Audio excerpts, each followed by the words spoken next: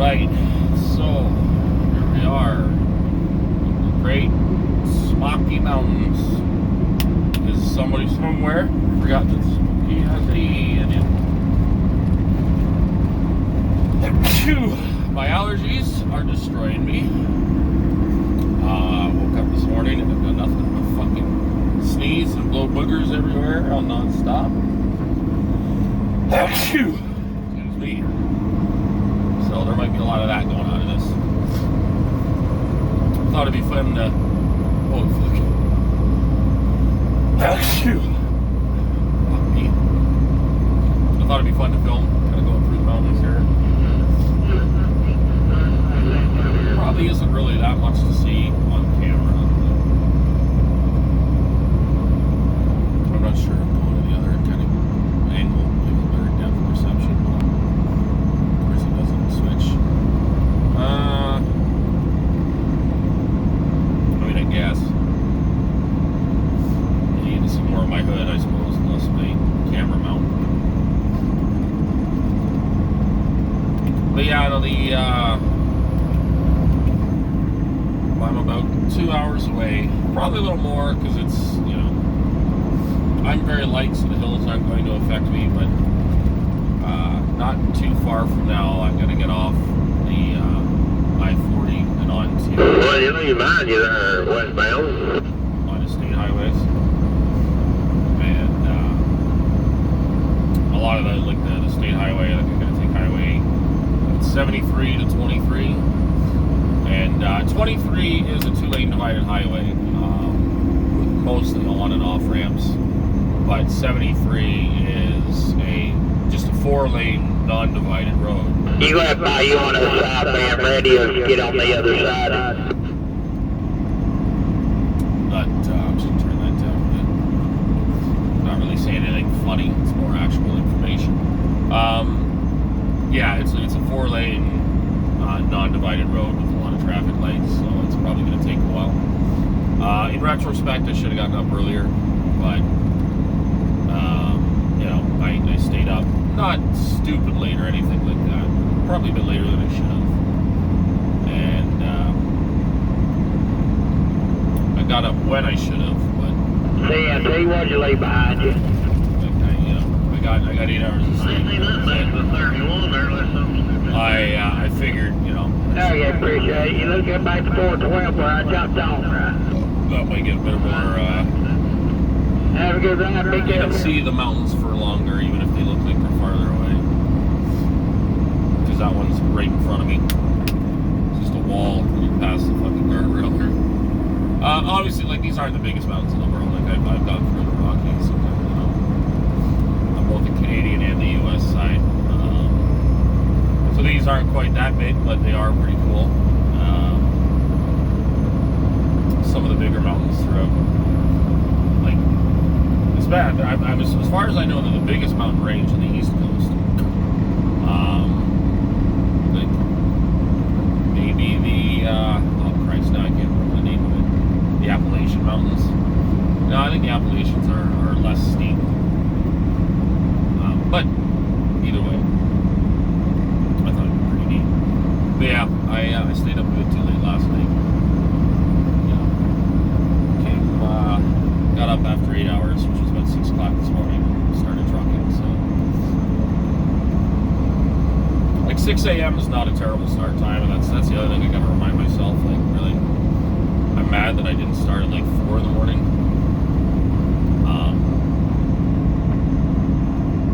Like, it's one of those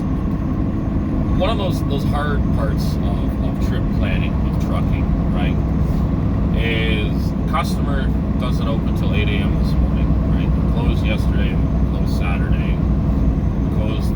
They're closed for another half hour. They're in Eastern Standard Time, so am I. So right now it's 7:22. So almost, I guess it's closer to 40 minutes. 38 minutes if you want to be specific. You know, I have no idea going in there if I could park there, right? I've never been there before. Nobody said anything whether I could or not. I mean, the property looks big enough, but you don't ever want to show up and discover that there's a locked gate. So and there's really, like, there's a one of the, like, my trucker path, the app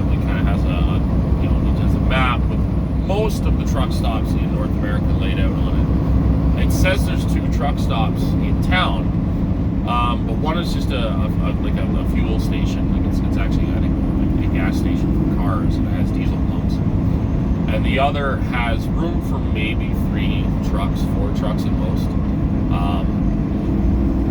And because I'd be landing at almost 8 o'clock at night, it's pretty, even though it's a Sunday, it's pretty hard to rely on that being open. So then you start looking, okay, what's a little bit farther, closer to where I am. So then there's a couple, same thing, there's a lot of little fuel stops with like no parking or like very minimal parking. So then you start going back and back. There are a couple of truck stops down this way a little bit. But again, most of them are like one-offs that don't have a whole lot of parking. Mom and pop stops, they're like, it's an interesting one, right? Because like the best truck stops I've ever gone to are mom and pops. The worst truck stops I've ever gone to are mom and pops. Like there's like most of the big chain, which is probably why a lot of people, regardless of what everyone else wants to call them, steering wheel, whatever, the big chains are probably generally why a lot of people use, like they're why a lot of people go to them is because they're somewhat consistent, right? Like there are some that are always going to be exceptionally bad. Typically, inner city truck stops are terrible, and I do mean terrible. Like, there's ones where you're getting screamed at by the staff for walking in the front door. There's, I went to one. I used to have a delivery in Chicago. Technically not in Chicago, but Chicago. And they required that you weigh in and out at a scale. So, the company that you delivered at was a Nestle plant, and like the staff were super nice. But it was just one of those things that requires you to weigh in and weigh out, and they did not have their own scale. So they recommended this truck stop that it's like 4 or 5 miles away. The first one, they changed things. They realized there was another truck stop that was literally a mile away, was much bigger, and had a better scale.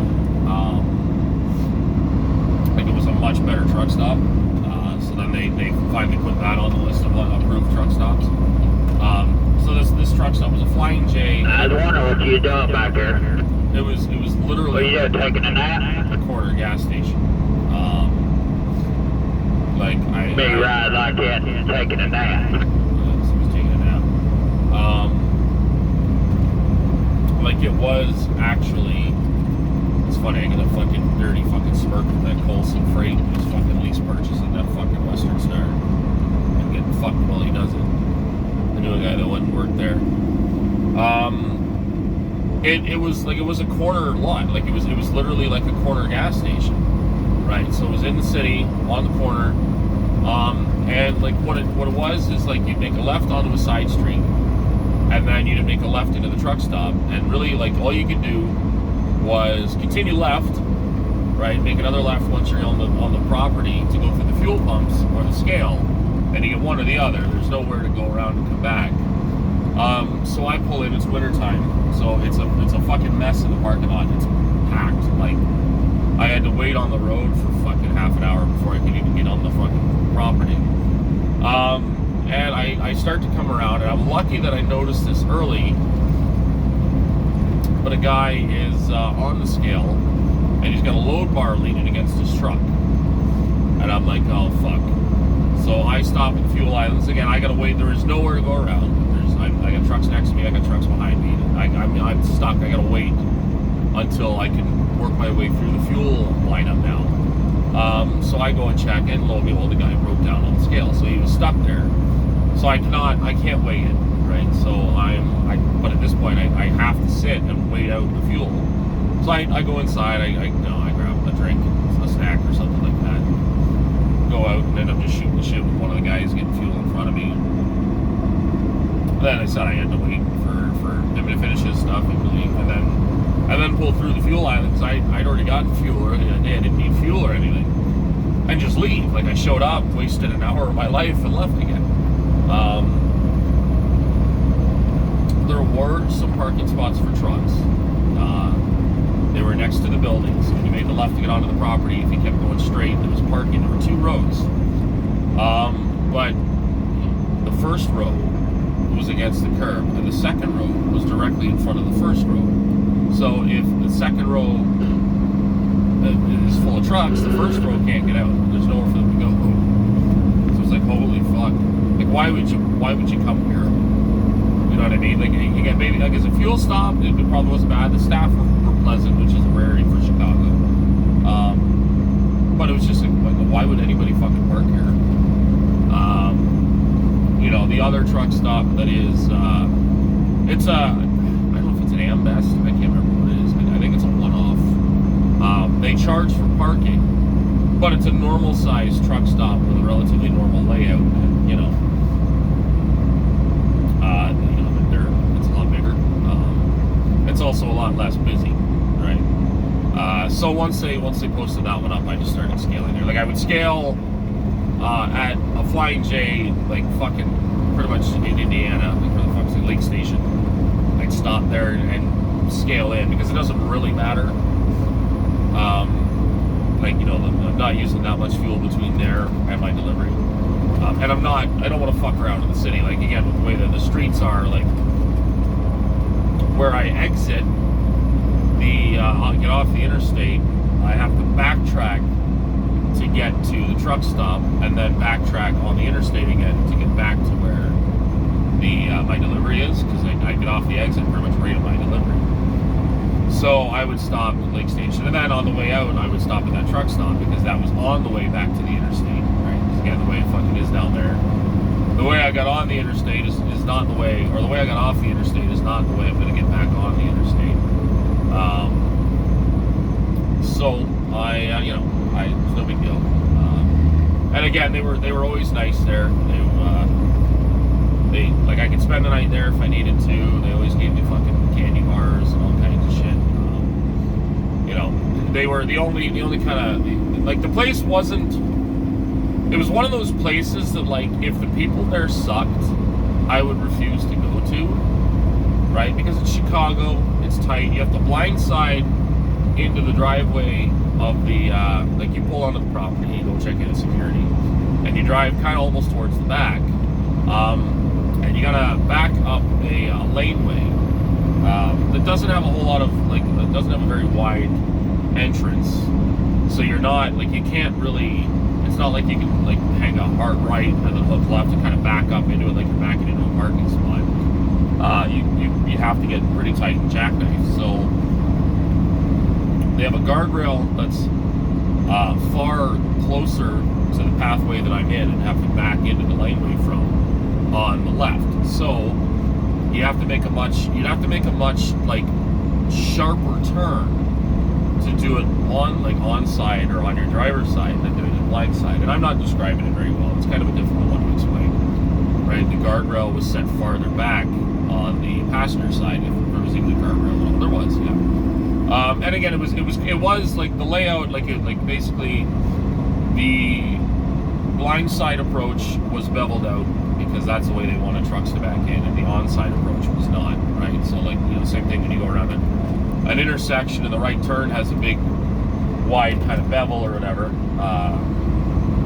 You know, it's usually because that's so that truck trailers can kind of go into that space without going off the road, so the trucker doesn't have to cut as wide into the opposing traffic. So again, it's one of those places. It's an older building, so it was obviously designed probably by people that don't understand there's a difference between, like, on-side and blind-side backing up. You know, again, most non-truckers don't understand that it is more difficult to back up on your blind side. Like, they kind of look at it as it's the same. And you have to pump there. Like some deliveries, like this was when I was hauling tanker, like hauling food. It was Nestle. They took chocolate. Some places, like it was weird how things work, right? There were some places where, like, you did everything, and there were some places where you did nothing. It all depended on the delivery, and most of the time you could kind of, like, you know, if regardless of where it was, if the customer was Abbott Foods, you knew that they would do everything. You didn't even have to get out of your truck. Both like to deliver and load. Like loading, they always do it. If it was Nestle, it was sometimes you did it, sometimes they did it. You know, there were a couple of smaller one-off places we delivered to. Same thing. You know, every time you're going there. Barry Callebaut, same thing. Almost exclusively in Barry Callebaut, they do the work. But there was one place, and this was always like kind of weird, frustrating. There's one in Vermont, and we hauled 2 different products into there. And because it's just a long code, like, and you don't do them that often, you don't always remember what product you've got. Like they're both dark chocolate coating. One is probably different consistencies or something. One you back into a bay truck or trailer, pull out, they do everything, give you a knock on the door when they're done. The other you back onto a scale and pump the load off yourself, right? So obviously, especially when a lot of times the delivery times are like 10, 11 o'clock at night, you'd rather just drop it in a fucking bay and go to sleep.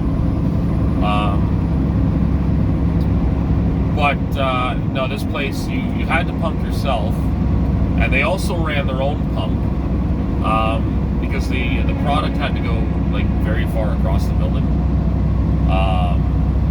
And what you'd end up doing is you'd pump it in and up the side of the wall until the other pump, which would then pump it across the building into the bin, like the vat that it goes into. And their pump wasn't particularly like fast, so you'd have to pump with enough pressure to push the chocolate up the wall to the ceiling, but not with so much pressure that it overloads the pump that they have and shuts it down. So again, there was like a balancing act, and it typically meant like there were days where, depending on the consistency of the product and stuff like that, there were days where I was there for 5 or 6 hours pumping. But they were always polite. They were always friendly. Most of the time, like while I'm out there pumping, they're out there just shooting the shit with me. Like they're keeping me company. And a lot of the time, they gave me free candy bars. Right now, again, it doesn't really help for like me being on a diet, but I appreciate the gesture, even if I don't eat the candy bars. And let's be honest, I ate all the candy bars. So they, you know, it was one of those places where, yeah, if the people were miserable, I would have gone there once and never again. But because the people were so nice, it's like, yeah, you know what, I'll work a little harder because they appreciate it, right? I'll deal with a little extra work, and it makes it seem a lot less like extra work. It's just, oh, okay, we got blindside, no big deal, right? And there was really, like, again, that's always one of the things that I miss about hauling that, like, food grade tanker. And I don't know, I've never hauled any other type of tanker, so I don't know if it's kind of the same in other types of tanker work, chemical and stuff. But I don't think I ever had a customer that treated me poorly or was in a shitty mood or anything like that. The most I've ever had is like places that load or unload both tankers and like reefer trailers. Let's say, like we've got, you know, there's this wasn't an example, but it's the example I can think of. There was, you know, an ice cream place we deliver at in Maryland. So they receive chocolate coating to put on like Haagen-Dazs type bars, and they ship out you know, finished ice cream sandwiches and ice cream in like reefer trucks. And I think they also take deliveries of a couple of things. So we have lots of places like that. There was another, the one I'm specifically thinking of was in Illinois, and it was like a canola oil place. But same thing, they have products that they sell or they ship out on, like, you know, van trailers and reefer trailers, as well as tankers. And some of these places, they would kind of treat you shitty until they realized you were a tanker, and then all of a sudden they were really nice. Well, I guess I'm gonna ditch the shades. It's getting dark. The one I always had was I had loaded. It was last winter, so not the one we just had, the one prior. It was when, again, for people who live in North America, we had a really, really bad cold snap. Like it it got down to like minus 50 in Illinois. And you know, that's cold enough where Fahrenheit and Celsius are the same. Like minus 50 Fahrenheit is minus 50 Celsius. And that's fucking cold. So I hadn't encountered that before. When I ordered this truck, it was ordered with a fuel water separator filter heater, right? So as you know, as my fuel gets pumped into the engine, it goes into a reservoir with a filter that tries to separate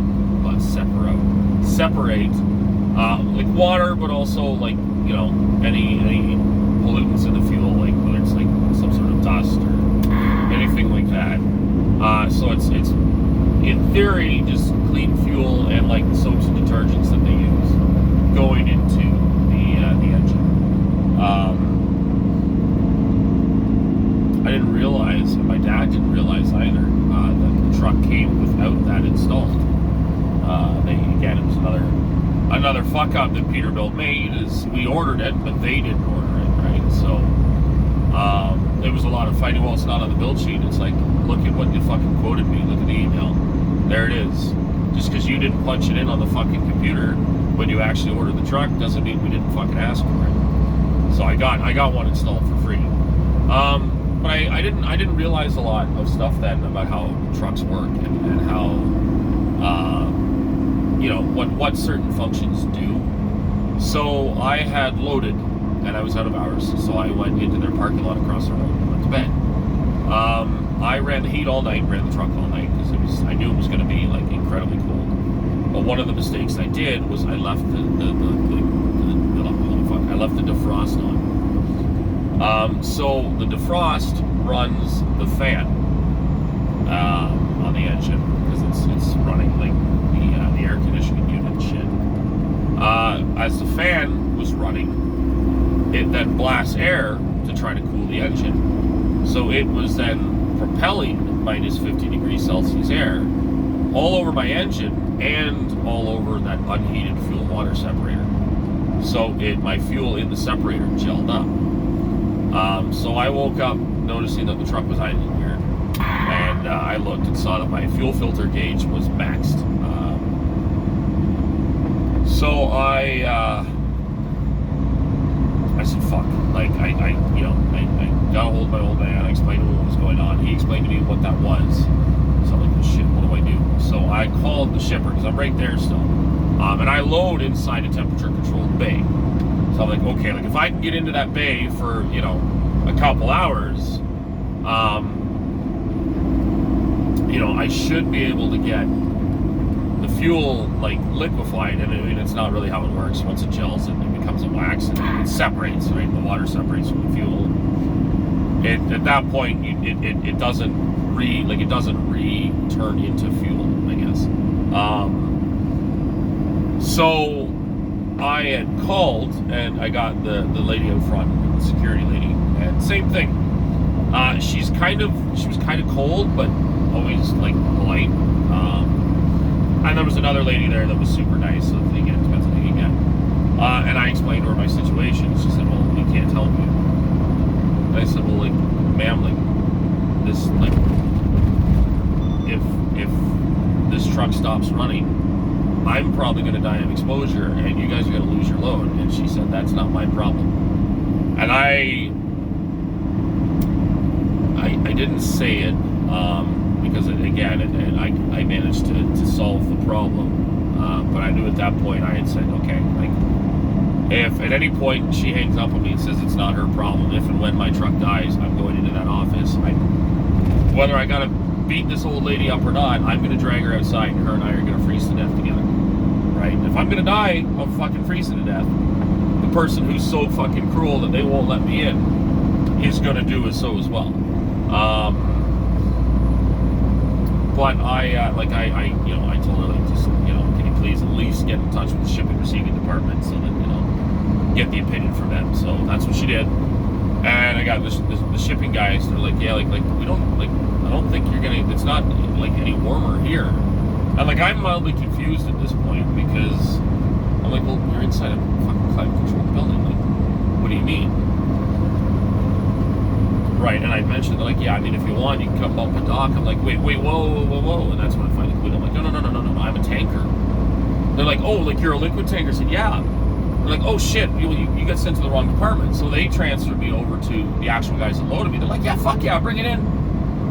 Come on in, sit for a couple hours if you need to. Fuck, no big deal. We'll just park you off to one side and bring all the trucks in around you. So I had to, I'd start the truck would start fine. I'd put it in gear and I'd roll like maybe 20 feet, and then the truck would stall. And then I'd have to start it again, roll another 20 feet, and then it would stall. Like, it took fucking, like, almost a half an hour to get around the, into the bay. But then I sat there for, I don't know, it was 2 hours, and they were super nice about it.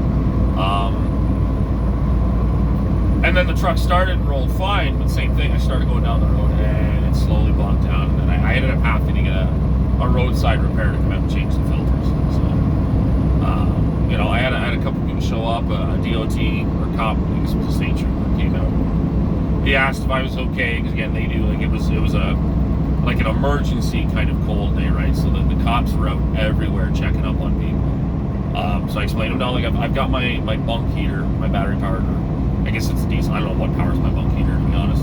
My dad says it's diesel powered, but unless it's pulling separately out of my fuel tanks, it would have had to go through the same shit. And I'm pretty sure my bunk heater's electric. So it, you know, I ran my bunk heater. You know, like, I've got warmth. The truck doesn't run. So I explained to him I had a repair guy on the way. And then another guy came out. The same thing. He stopped to check up on how I was and everything. And I guess he was like a bit of one of those kind of, like, I guess he's one of those guys that leaves little, like, religious pamphlets in the urinals of all the you know, men's bathrooms and stuff. That's, he gave me a little pamphlet and a little booklet about, you know, like, legendary epic movies seen by millions of people, and it was a little flyer for it, and like a whole bunch of like overtly religious movies. Like, not just movies about religion, but movies made by, like, super religious people. And he gave me a couple of, like, Velveeta, like, cookies and stuff, so I had some food, water, and everything. Like, he was a super nice man, but, you know, I'm also sitting there like, I really don't want your Jesus paraphernalia. But, you know, again, the guy was just trying to be kind. So.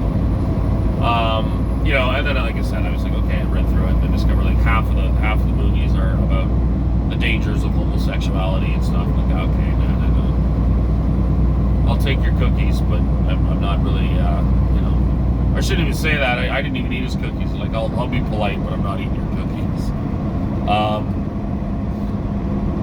And then, like I said, guy came, prepared my truck, let me stay in his truck to be warm while he did all the work, and then I was good to go. But that was, you know, that was one of the only times where, like, I realized, like, guys that haul, like, the trailer in front of me get treated very differently than the guys that haul, or at least at the time, hauled the trailers I do, right? Tankers tend to always get better treatment at those types of food places than reefers. They get the normal, they get the normal warehouse guy treatment, right? Where they're kind of pushed around, you're on time, but then you're going to wait for 6 hours, right? You can't stay on the property. For tankers, like, I've been to places, the same thing, right? There's one, the ice cream place I mentioned before. According to security, trucks cannot spend the night there. According to the shipping guys at the actual shipping office, trucks cannot spend the night there. According to the liquid receiving department, which is what I deal with, the guys that unload me, sure, man, park right over there, you're out of the way, you're good to go. Give them my name if they fucking come and say something. Because again, you're treated in higher regard, you're held in higher esteem. So that's one thing I really do miss about hauling tanker. Like, I haven't had too many bad experiences yet here, but I've had a couple of people, and I mentioned it in one of my previous videos. I've had you know, a few. I shouldn't say a few. I've had one guy get really, really shitty with me because I was late. I didn't have an established delivery time, and I was held for. It was almost 5 hours from the time I showed up in my pickup to the time I left. on a like a day that I'd already been running most of the day, so I wasn't going to, you know, I wasn't going to get to my delivery on like for 9 o'clock in the morning, regardless, right? So that I guess that was really long-winded, but it kind of brings me back to what I'm talking about right now, which was like this crib planning.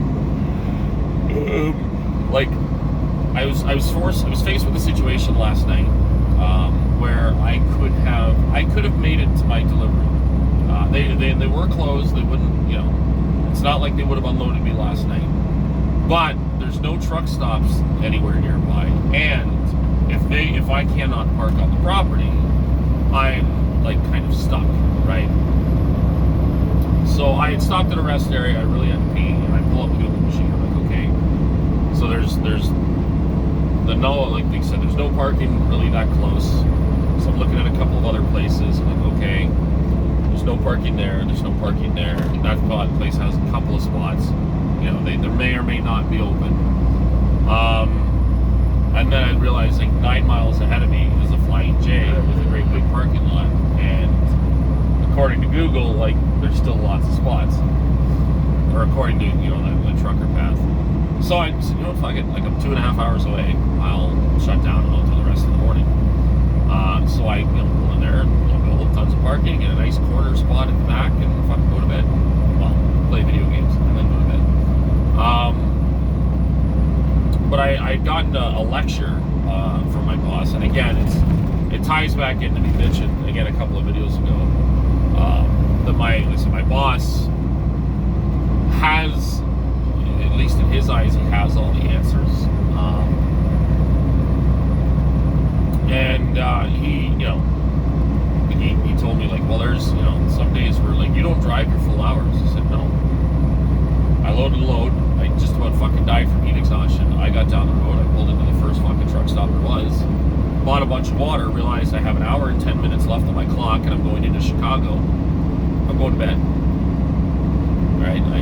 That was it for the day. Right? And like my dad is a weird mix, but my boss is like, you know, well, I would have driven all the way. It's like, yeah, but then you end up in Chicago with no hours, nowhere to sleep, and you're exhausted, right? Now there's some differences. He is a relatively thin, you know, Indian man who has, like, he's been hauling steel like effectively his entire life in Canada, right? So he's in actually fairly good shape. One of the big ones that made me laugh was the first load I ever hauled. Right, I tried to chain it. This is before I realized that most of the loads of steel we just strap. And I had a fuck of a time chaining it. Like I had to crawl on my hands and knees to do things up because I'm fat and I can't bend over my own gut. And like he met me at a nearby kind of, it's not even a truck stop, it's a fuel island, like a fuel pump setup. And went through my load. He wanted to check in. Of course, he decided that most of it was wrong. So he's redoing it. He's standing on the load, so he's 2 feet above the deck of the trailer. He's squatting and he's working on the deck of the trailer. Like he's literally, I mean, it's not that his knees aren't straight, but he's literally reaching down 2 feet below his own body to work on shit, and he's staying balanced, and you know he can physically do it. I can't physically do that, and you know it was annoying because he even told me like, you need to lose some fucking weight. I'll do whatever the fuck I want. Right? If you don't like it, I'll fucking go work somewhere else. Like, I was mad. I didn't give him a bunch of shit, but like when he told me I need to lose some weight, I said, I'll worry about me. You worry about you. Right? Again, it's one of those things that part of the problem is he, when I started, when he first wanted me to work for him, I was just starting out as a truck driver. So his original hope was that I would, like, he would be the one to teach me all the ins and outs of trucking. So I would learn to truck from him. And because his insurance wouldn't allow him to hire somebody with like no experience, he had to wait. And I've already picked up most of my driving habits. You know, some from my dad, some from experience. You know, they're not like, it's not that they're good or bad driving habits or anything like that. It's just they're not stuff that he would do, right? So take the interchange on the right. So he again, like I'd said in my other video, like where he talks about like how long do you run the truck before you use your engine brake and stuff like that. It's like, again, if I'm hot, I run the truck for AC, right? Well, that makes the motor warm. So yeah, it does, but the fucking AC vents are still cold. So like unless the truck starts blowing warm engine air in, then I'll fucking shut the truck off. But you know, it's blowing frosty cold air conditioned air in, so I'm gonna keep running the air conditioner. You know, again, like most of the time when I'm up in the truck, I've got the truck running in the summer. Once I go to bed, same thing. I'll run the truck for another like 10-15 minutes until it's like ridiculously cold, and then shut the truck off. And it was the same thing this morning. I got up at about 5:15, 5:20, and I was the same thing. I was sweating in my sleeves. I'm like, fuck it, I gotta turn the truck on. Turn the truck on, and like again, I was cold enough that I needed to use blankets within fucking 5-10 minutes. But at that point, I was like, no, fuck, I'm just gonna leave the truck on. I'm getting up in another fucking like half an hour. I'm just gonna leave the truck on, and I went back. I actually did go back to sleep. So it. 800 meters. Take the interchange on the right. Just want to make sure that I'm not getting fucking screwed by my GPS. Which will sign saying this is the right highway. The GPS likes to change my route on me a lot, and I've never been this way before, like ever. So I gotta like kind of double check. But yeah, it's 74 west to 23. Or was it? But yeah. Interchange on the right. It. You know, there's stuff that he wants to teach me about driving that are now. It's not that I'm learning it fresh and like doing it for this first time. It's now directly counter to driving strategies I already use, right? So, you know, again, the whole turning your truck off all the time, or he told me to, like, he spends all day dodging potholes. It's like, I mean, I don't try to run into fucking potholes, but I'm also not, like, driving all over the fucking road trying to dodge them, right? You know, I don't every day, like, I do my pre-trip every morning, but I don't, like, he's got a one of those fucking laser thermometers so that he can measure the temperature of each individual tire. And he does it every day. And what he does is when he shuts down, he waits an hour, and then he goes out and he checks the temperature of all the tires. And then if any of them are warmer, he checks the pressure. And then whichever one, like, you know, and it is, I mean, he's not wrong, right? Like, the warmer, if one tire is warmer than the one next to it, it's because the warmer one has lower air pressure, right? It's dragging slightly. It's you know, it's getting more friction. So, you know, you can do one of two things. You can either A, try to fill the tire back up, which, I mean, I've got a tire truck in the truck, so I can hook it up to my airlines and fill the tire up, or you drain the other tire, like on your set of duals, so they're the same, so that, you know, the two together will they'll spin at the same speed. And it's like, that's great and all, but I'm not measuring my tires or my tire temperature every night. You know, I'd been here for 2.5 weeks, and he called me asking to know how the tires were wearing. It's like, it's been 2 weeks, Station. Like, I don't know. Like, the tires have not visibly worn in the 2 weeks that I've been pulling this trailer.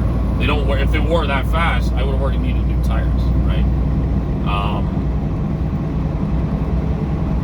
So again, it's stuff where he's a little bit, oh shit. Oh, that's how I switch it. He's a little bit overbearing with some stuff. Not all of it, but there is quite a bit where it's like, no, like, again, like when it comes to load securement, you know, how to deal with shippers and receivers and all that, that's fine, because that's his bag. But at this point, I don't need somebody telling me how to drive a truck, right?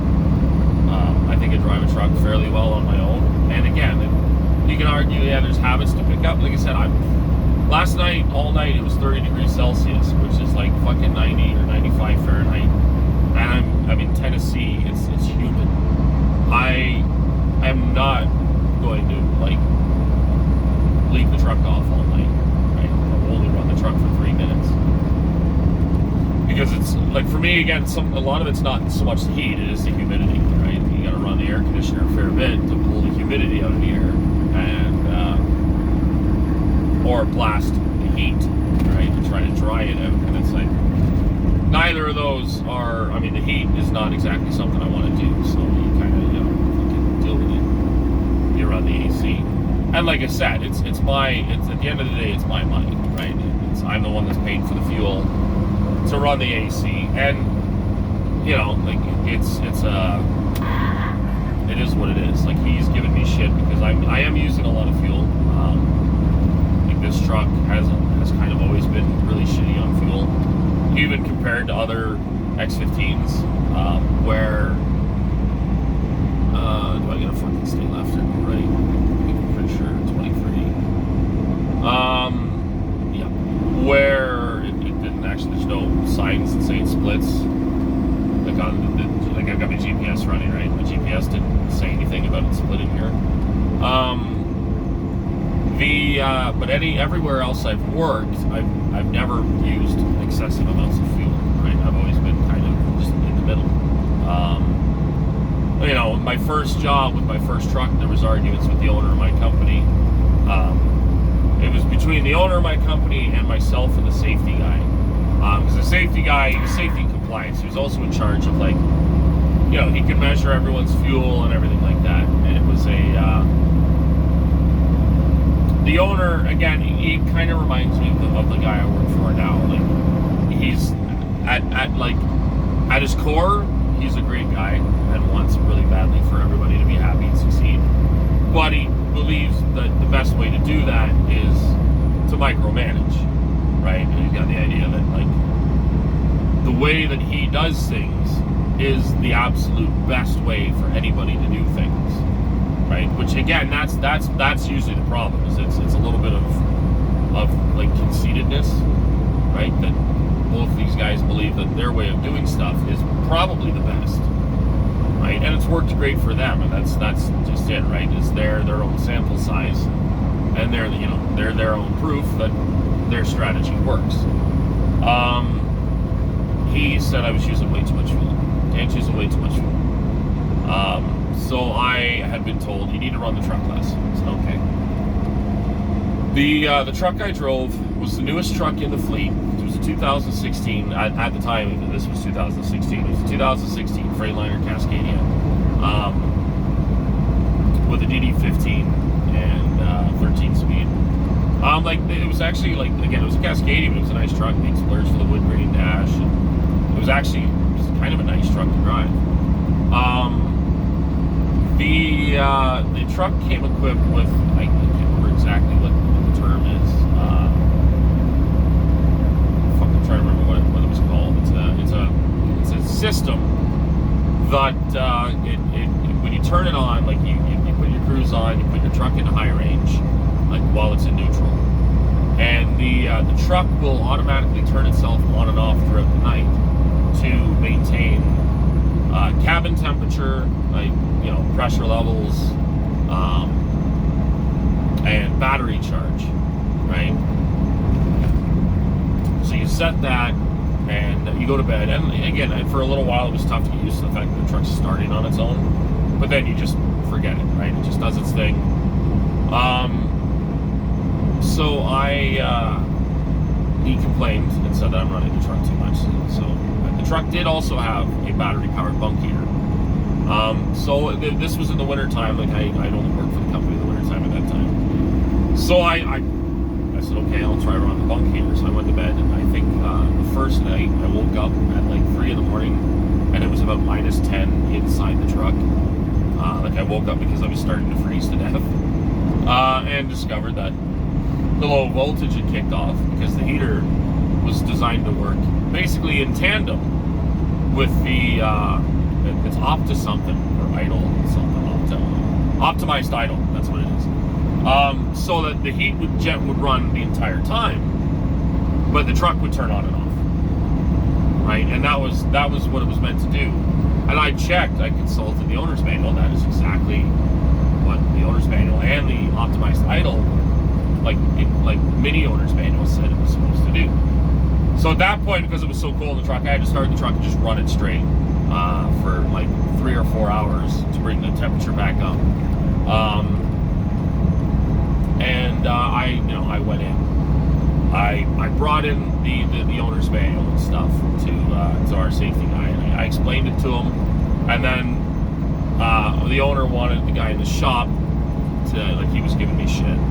He wanted him to, like, change the truck so I couldn't run it or something like that. So I went and brought him the owner's manual, explained everything to him.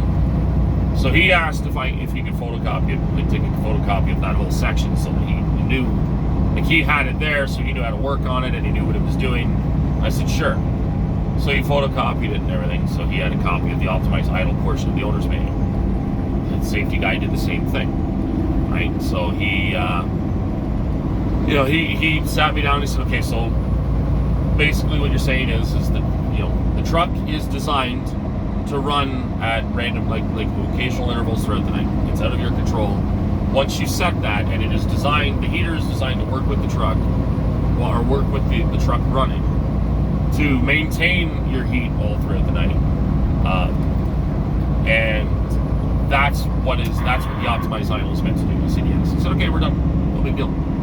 Because he'd ordered the truck that way, or it's probably he bought the truck off the lot, without looking into what the truck came equipped with. So I don't know. Again, I don't know if it was if you could have changed settings or parameters on the heater to get it to run all night, but it shuts off after 2 hours. And because nobody knew or wanted to fix that, the truck's gonna run. Sorry, right? It's wintertime. And again, I'm in pretty much the southernmost point of Canada, but I'm still in Canada. It still gets in the wintertime well below freezing. So I did it again, and then like 2 weeks later, the owner sat down and said, you're using too much fuel. He explained what the deal was. Okay, well, I'm going to give you something. He gives me that photocopy that I had let the other guys make for themselves of the optimized idle system. And I quit. I actually quit at that point. I didn't quit right that second, but I quit within a week. I was like, no, I can't deal with him having that. Like, again, it's also something I've noticed is a lot of times guys that are really, really prone to micromanage like that are also easily confused. And again, because they're in their heads never wrong. When they mess something up, they immediately go to, well, no, you messed it up, or I didn't do that. And that was more or less what it was. I said, like, I'm the reason you guys have this. No, you're not. Are you kidding me? Like, I gave the book to Dave while he photocopied it. And it just kind of a blank stare. It's like, well, then why don't you follow it? I said, have you read it? No. Well, I'm the only one in this company that's read this fucking book. Right? So if you read it and come up with some different strategy, tell me. But if you haven't read it and you're telling me how to operate the truck, and you want me to operate it in accordance with the owner's manual that you're trying to give me, but you haven't read the owner's manual, and I have, what does that tell you, right? Like, what does that mean exactly? Like, do you think that I'm willfully ignoring the owner's manual? Like, do you think that I somehow misinterpreted it? Because again, if that's the case, you read it and tell me what your interpretation of it is. And just kind of a blank look, and he gave it to me and said, all right, just follow the owner's manual. Okay. And like maybe a week later, I quit.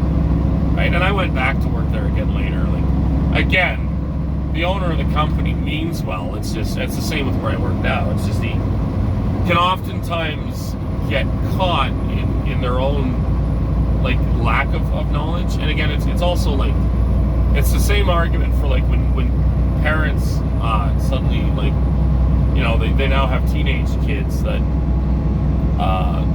in some cases are more knowledgeable about subjects than the parents are, right? Because parents grow up with kids that their parents are their primary source of information for a large part of like their early years.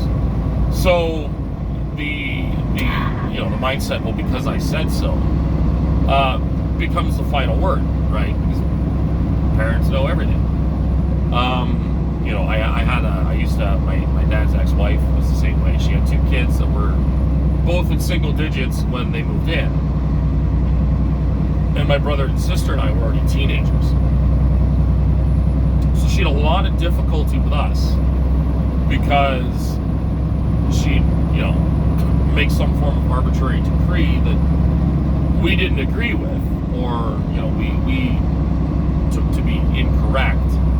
And she said, because I said so. Like, we asked, like, why would we do that way? Or because I said so. That's not an answer. Like, you want me to, I don't know. I'm trying to think of a fucking example, but like, shit doesn't pop to mind. This guy needs to figure out his fucking speed. You want us to put the fucking milk in the bowl before the cereal? Like, why would we do that? Well, because I said so. It's like, but then you splash milk everywhere.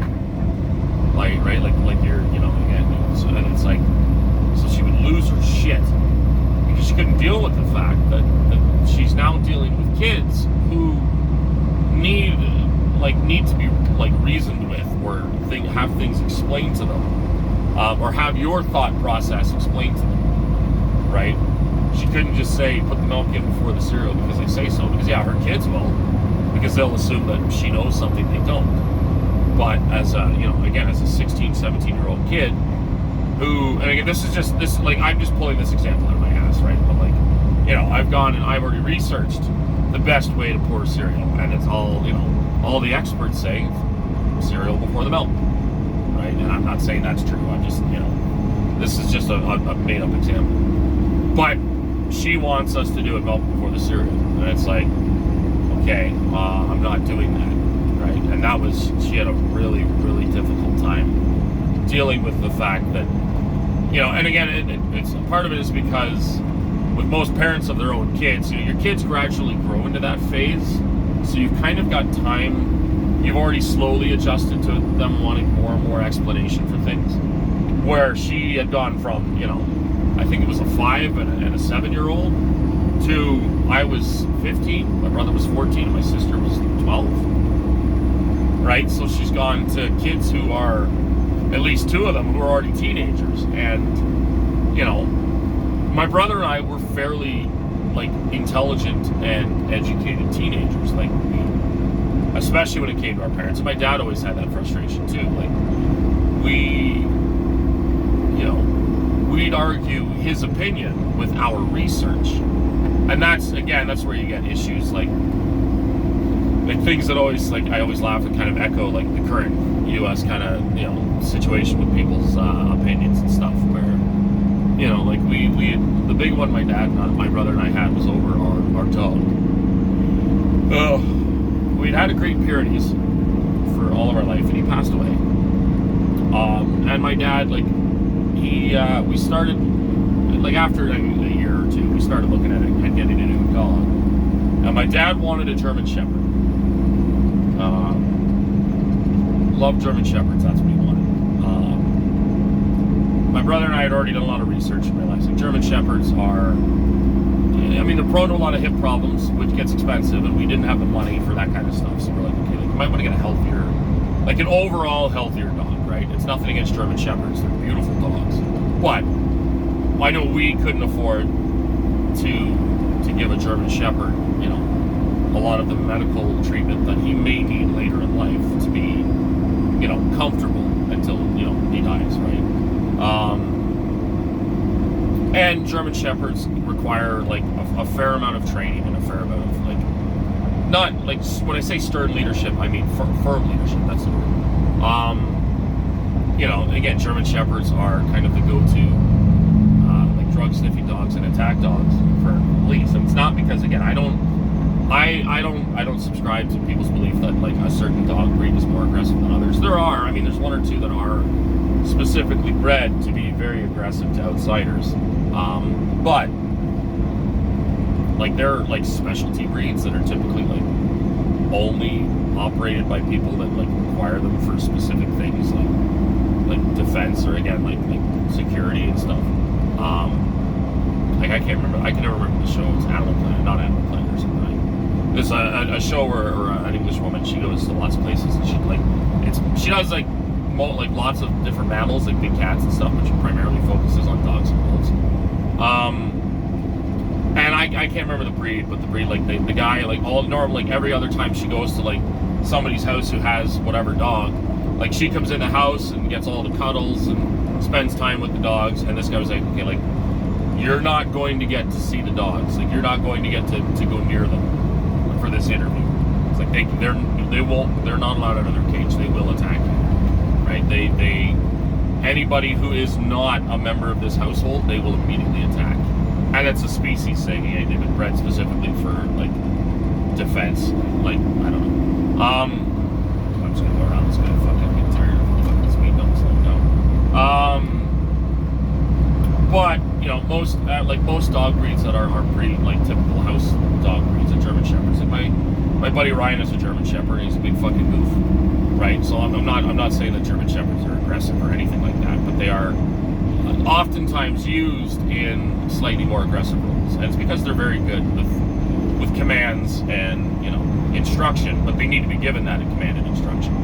And like I said, the biggest one was the health issues. So I looked into other animals, and what I kept coming back to was Newfoundlands.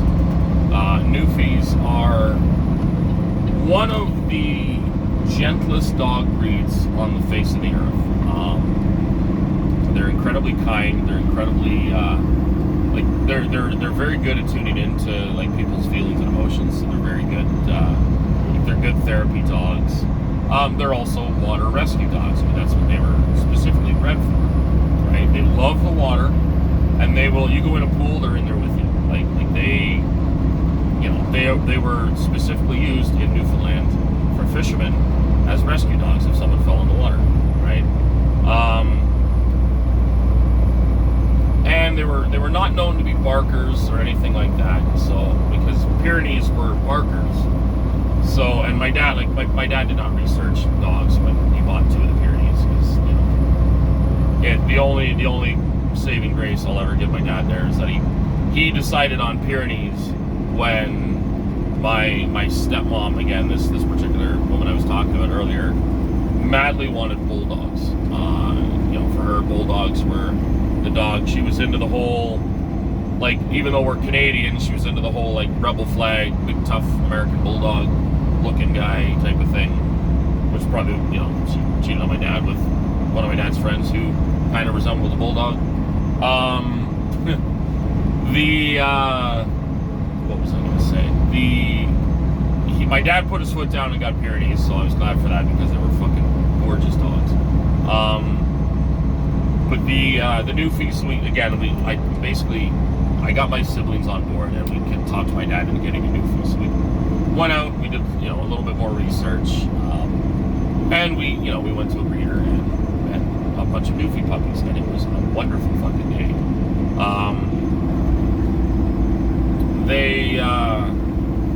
I've always been really good with dogs. I shouldn't say I've always, because I'm sure a lot of people get the same thing. I've had a lot of, you know, how did you catch them? They're never like this around people type of thing, right? Like, I always remember my Pyrenees. The breeders kept one of his litter mates. They couldn't sell him. I guess there's nothing wrong with him. He just, nobody was interested in Pyrenees at the time. And he turned into a big poofy boy. But he was weirdly, like, skittish, and didn't like people that much, which is it's not unusual for Newfies, because they're sheep herding dogs. Like, they're meant to be out on their own guarding livestock. They're not as great at family pets, and because he grew up on a farm, he grew up more of a Pyrenees than, like, my dog did, my Pyr did. So he always stayed away from people. And we went over there for a little bit, because there was a time when my dad's ex-wife left him. She kicked all of us out of the house. She kept the dogs. She said we could leave them there, but she wouldn't feed them or take care of them. And then, you know, found out, like, her new boyfriend and the kids were beating the dogs and being abusive, so we pulled the dogs out of there. So at the time, we contacted the breeder and said, like, we don't know where else to go. Like, can we give them back? You know, we don't want to, but this is what's happened in our life. Like, we're now, you know, for the betterment of the dogs, this is what we might need to do. And the breeder was like, absolutely, bring them back. Right? And then, again, the breeder was very appreciative that we would choose the dog's happiness over like ours. So the breeder said, like, well, bring him here, keep him here for, a few months anyways. Like someone's gonna say, like, leave him here as long as you need him, or need to, because eventually, like, they gotta go somewhere, right? The breeder's not gonna fucking be responsible and raise fucking, 3 of our own litter, not including the fucking parents of those litters. Where was I here? We brought them back. So she's like, come and visit them whenever you want. So we'd come over every couple of weeks, whenever visit. We were all home at the same time. And that was the other dog was named Chevy, was the big boy. And we said Chevy wouldn't go near anybody. We were kind of just having a conversation, like we were shooting shit, and I was sitting on the deck, and Chevy kind of came over to me. So I held my hand out, let him sniff it a bit, and it ended up like we were fucking rolling around on the ground playing. That's the breeder said, like, I've never fucking seen that dog fucking play with anybody. Like, he's got no interest in people. And here he is on the fucking ground rolling around playing with me, all having a great time, right? I've caught, like, there was a friend of my mother's, their dog ran away, and they just, at that point, every time they're like, you can't even chase him, like, she won't come back, right? And I followed her for a bit. She went back into a backyard, which they don't have fenced off or anything. And I sat down, and the dog would come running at me and then run away. Run at me and run, because he wanted to be chased. Like, that's, again, it's fun for a dog. And I just sat there and held my hand out. Eventually the dog got bored, fucking came back over, fucking take him by the collar, bring him inside. People were like, how the fuck did you catch him? Just fucking waited. He got bored. He wants to be chased. As soon as he realizes that you're not going to do it, he gets bored and he comes back. So like I said, I'm not some sort of dog guru or anything like that, but I've always been fairly good with dogs. And one of the things I'd observed, like when we started kind of just basically picking the puppy, right? We met the parents, spent time cuddling with the parents, because again, they're wonderful dogs. My dad gravitated towards a really, really well-behaved puppy.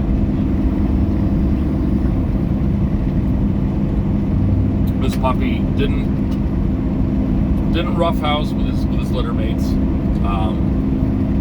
He was kind of quiet, not a runt or anything like that, but just a really, really, like, I guess, polite puppy, if you want to use the term polite for a dog.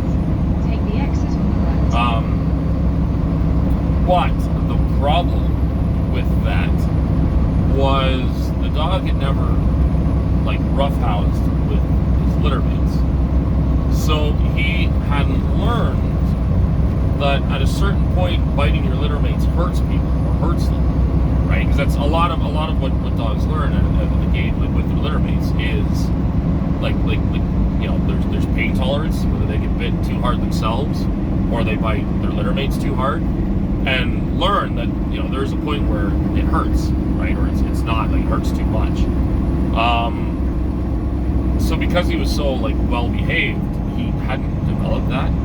So when we brought him home, as soon as he started to grow, he got bitey, and he got really fucking bitey. Like, he would fucking, like, break skin, right? And we're sitting there like this is not good, because he's going to be an almost 200-pound dog with a tendency to bite, right? And again, he's not aggressive, but he constantly bit, right? It was his thing, because nobody had fucking taught him that biting is bad. And my dad would, no biting, but my dad is, again, a bit of a big softie, especially with dogs. So, like, it usually turns into him giving the dog a big fucking kiss and rubbing his belly.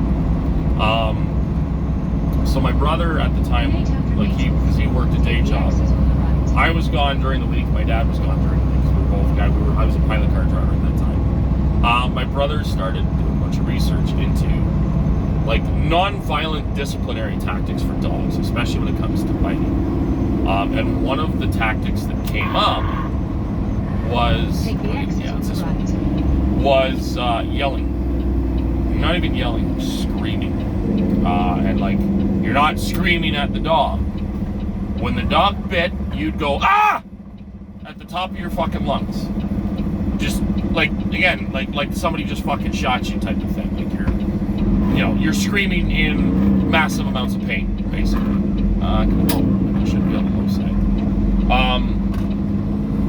And I started doing it when I got home, and I fucking kid you not, I was amazed at how quickly the behavior changed. Because he'd bite you and you'd scream. Again, top of your lungs. You're not like don't do that, or like I wasn't yelling at the dog, right? And again, I don't think anybody should be like physically or verbally abusive towards their animals. But you're yelling in pain, like you're effectively imitating a yelp from a litter mate. Though you're not doing like you're fucking screaming, right? He would stop and he would start licking you, and then you'd start praising him, and then he would eventually bite you again. You'd fucking scream again, and it would startle him, and then he'd start licking you, especially like where he bit you, and you'd praise him again. And I within fucking 2 weeks, he stopped biting and he started licking. So he's a kissy boy. He loves giving kisses. I don't know if there's fucking right lanes or not. I'm gonna go into it and find out. My dad would come home and start roughhousing with him, and he would start being bitey again. And my dad would try to discipline the biting his way, which was like 100% ineffective. It didn't do anything. So we all got into arguments constantly because, well, this is what these particular trainers say. They don't fucking know what they're talking about. And then he would proceed to make the dog behave poorly again. And it got to the point, like, my brother got so fed up with it because he was the one doing all of the work with the dog, like walking him, cleaning up after him, training him. I just fucking dropped that. Training him, like he was putting in all the work. We worked jobs where we were away for a week or 2 weeks at a time. He worked a job where he was home every day. And he got sick of it. I've had enough. Like, you don't want to fucking, like, I'm training the dog and then you ruin it. And then my dad, they got into a big screaming match over it because my dad did. You don't do fucking anything for this fucking dog. I do all the work. It's like, you're not fucking here. Like, my brother was so exasperated, he started crying. Like, it wasn't like he was, again, my brother, like, at the time, we're like 18, 19 years old. My brother's crying because he just, like, again, your face, it's one of those situations where you're like, you're so exasperated with the fact that, like, you're dealing with somebody who, like, again, like, could say that the sky is purple, and you're like, it's blue. And no, are you fucking retarded? It's purple. And it's like, no matter what you do, no matter how many people are standing there, no matter how many experts say the sky is blue, they say it's purple. And they're mad at you for thinking that it's blue, right? Like, my brother was just like, I'm the one that does all the work for the dog. It's like, you're not here. Like, how do you train the dog when you're not here? Well, you don't do anything. It's like, what do you mean? Like, do you see dog shit all over the house? Is the dog overweight? Is the dog starving to death? I do everything. No, you don't. Oh. Like, again, how do you deal with that, right? That's one thing I've never understood how you can deal with, is that I've explained to you everything, right? And he's, no, not true. You don't have a counterpoint. You don't have a counter argument to prove why it's not true. It's, nope, not true. It's, again, those are the points where, like, I think that's where a lot of people just say fucking throw hands, because at that point, I'm never going to convince you, obviously, so I might as well fucking beat you up, right? And that's, it got to a point, like I said, my brother and I were both arguing with my dad, and the dog was getting excited because we're all yelling at each other. And it jumped up. My dad just boot fucked the dog in the head, and my brother and I just fucking lost it. I got in my dad's face and said, you ever fucking do that again, I'll fucking boot you. So my dad cocks his fist back. My brother grabs a fucking, a wooden, it's, one of those, like, knife holders that people have. He didn't grab any of the knives out of it. He was going to just bash my dad over the head with the fucking wooden thing. Like, at that time, we were ready to literally beat my dad fucking senseless with fucking blunt objects, right? And it's like, we've never, ever been that tense before or after. But it was shortly after that my brother moved out. Like, he had enough. He left the dog. My dad's okay, you figure it out. Now, again, Tanner because Devin and I, like, we still stuck with the yelling. My dog at this point, like, he'll bite a little bit if you roughhouse with him, like, but he won't bite hard anymore. Right? He'll put your finger in his mouth and kind of tug. And he loves to give people kisses, right? So, like, at the end of the day, his behavior was changed for the better, but it was, again, such a source of frustration. You're arguing with somebody that believes that they are more correct than people who've gone to school for, 4 to 8 years to learn this information, to teach this information.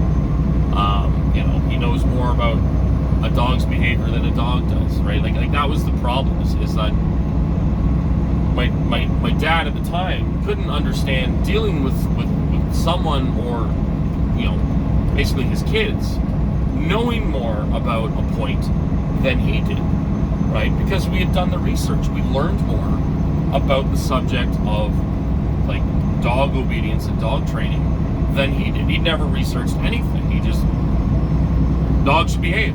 And that was always his mindset. Dogs should fucking know better. How does the dog fucking know better? It's a dog. It's not a person. Just because the dog can obey simple commands and do really goofy shit, like fucking, do some funky dance for a treat, doesn't mean it's a fucking, like, human level intelligence. The dog is not that intelligent, right? And a lot of people forget that dogs, they come from wolves, they come from pack animals, they come from a strict hierarchy. Dogs are totally content being at the bottom of the pecking order in the family, as long as they know that that's where they're supposed to be. Dogs, they again, the dog is, like, a dog is a family member, but a dog is supposed to be, at least the dog is supposed to believe it is the lowest member of the family. And, like, that sounds shitty when we talk about it, but that's what a dog wants and needs. If a dog thinks it's the top, it expects you to listen to it, right? And again, because a dog can't really communicate with a human, that doesn't work. But that's where dogs will just, they won't obey it. Like, they won't listen when you tell them what to do. They won't do anything, or they'll get aggressive with kids or anything like that in the house. A dog needs to know that it's at the bottom of the tier, and that doesn't mean that it's some sort of piece of shit. It just means that it's at the bottom of the pecking order, at least in that quote unquote pack. And again, we would make these points, and my dad said they don't fucking know what they're talking about. It's like, okay, I mean, I guess you do, and that was upset. But then it's when we say, all right, we're not going to bother with it anymore, then he loses his shit. And you're going to fucking train this dog. It's like, well, when I do, you ruin it. No, I don't. You do. Like, again, it's, you sit there and it's like we're arguing in circles, and you don't have a point. You don't have any sort of like anything to back up what you're saying. You're just disagreeing. Nope, that's not true. Nope, doesn't happen. Right. So again, I think it was still another couple of years before my brother moved out, but it was a while, and things got a lot better, especially once the dog's behavior corrected. Like when he corrected, like Tanner is my dog. Like Tanner's behavior corrected, right? So he stopped being bitey at all. And it also, like, it was always frustrating for my brother and I, because my dog has always, both my dogs have always been daddy's boy, right? They've always loved my dad more than, well, not loved my dad, but like they've always, if I call my dog over, my dad calls my dog over, he's going to my dad, he's not going to me, right? So again, it's that added to my brother's frustration, that like after all the training and stuff he would do, the dog would immediately listen to my dad and come to my dad and, again, effectively have all the training he had done undone by my dad. Which I get is pretty fucking frustrating. But it is what it is. Like I said, and that's kind of a long-winded story, but that's what it comes back to with, like, dealing with, bosses and stuff, like my current boss. And again, like I said, I know he means well. It's just, he's not always the right one. Do you know what I mean? But he thinks he is. And like I think there's some little things that he said, everybody learn their own way of doing things. Like, it's not, he's nowhere near as like kind of I don't want to say anal retentive, because that's a little bit severe. He doesn't micromanage as much as my first boss ever did. Part of it is, again, I own the trailer or the truck, and it was the same with the first boss. Once I came back as an owner operator, he left me alone completely. But there is still a bit of I can tell that he wants to, kind of, I guess, take me under his wing, to use a kind of a cliche, kind of cheesy term. And if I'd been able to get hired when I first got my CDL, that probably is what would have happened.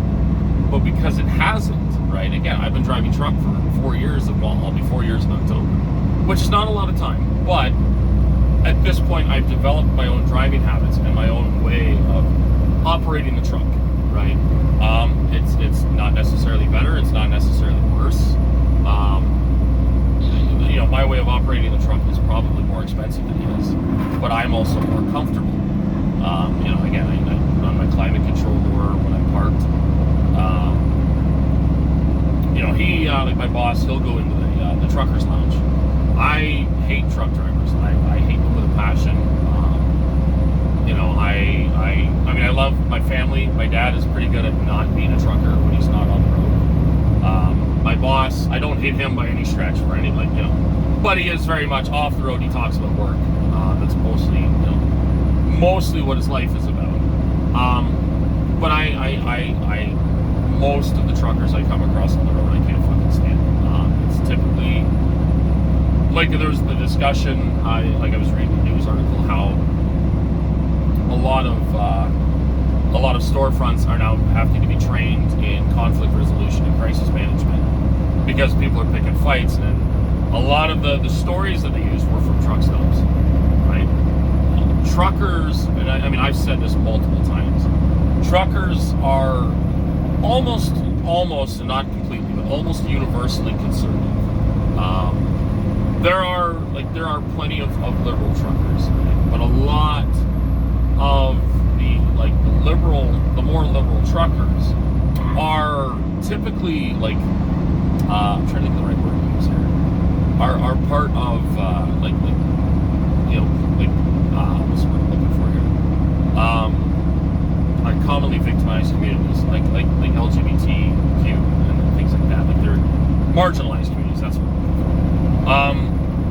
So, there are, a lot of the more liberal truckers are, say, transgender people, or I haven't really met a whole lot of openly gay truck drivers,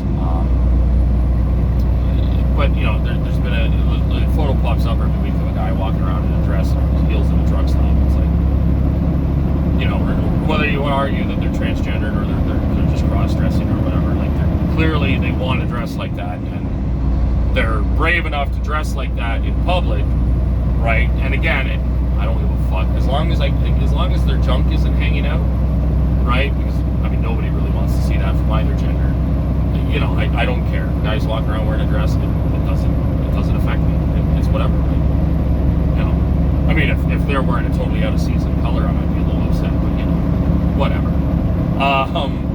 But again, that's why there's always photos popping up because truckers will sit in their truck and, look at this fucking weirdo, what a faggot.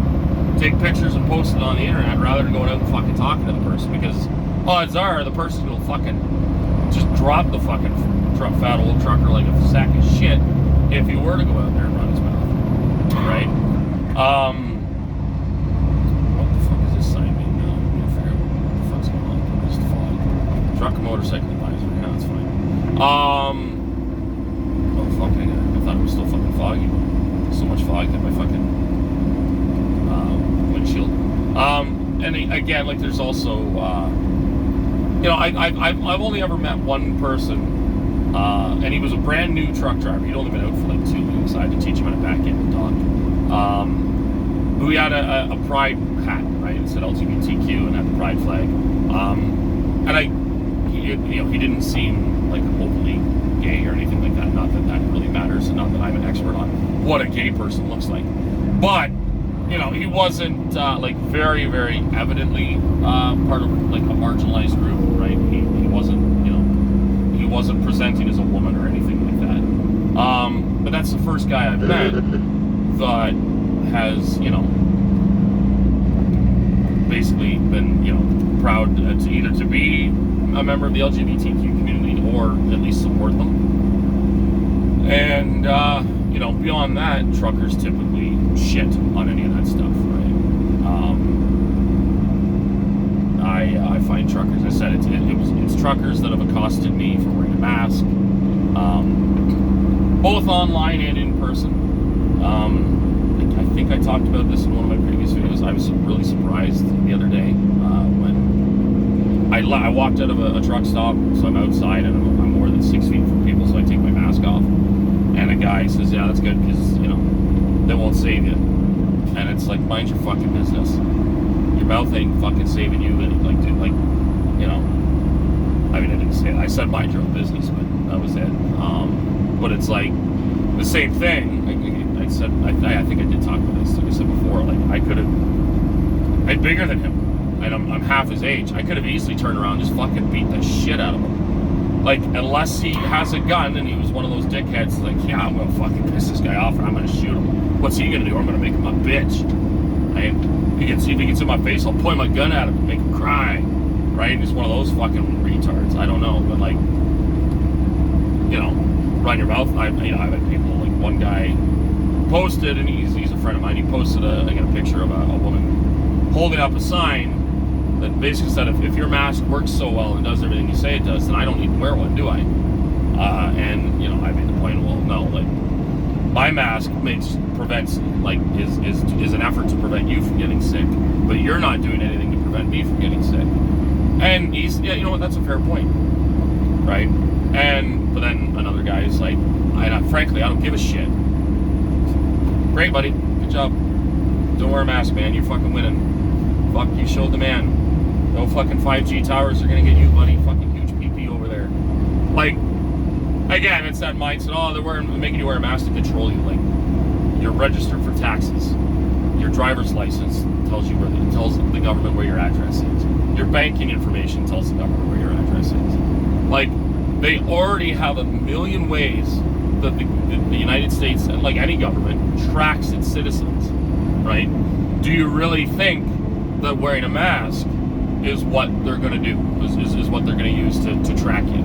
Your cell phone already detects your location. Like, it's not but again, it's always, I shouldn't have to wear a mask. It's, it compromises my freedoms. It's like, well, then I guess the next time you go in for brain surgery, fucking, or heart surgery, because you've eaten 600 fucking burgers, the doctor doesn't need to wear a mask, does he? You can just fucking breathe all over your fucking open chest wound. Like, they gotta wear them.